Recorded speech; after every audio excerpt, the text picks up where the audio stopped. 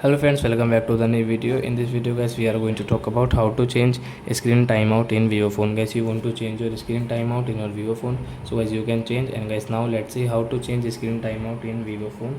In this video guys, I will show you guys how can you change your screen timeout. So friends, first of all, come in your phone setting to change screen timeout. Display and brightness setting guys, and guys you can see screen timeout. So you can change the screen timeout from here guys. Example guys, I'm telling you this 15-second screen timeout setting.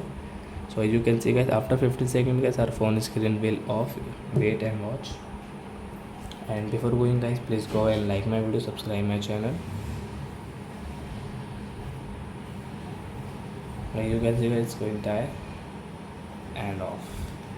So your friends, you have understood how to change screen timeout in Vivo phone. So that's it guys, thanks for watching my video. Now we will meet on next video with new topic.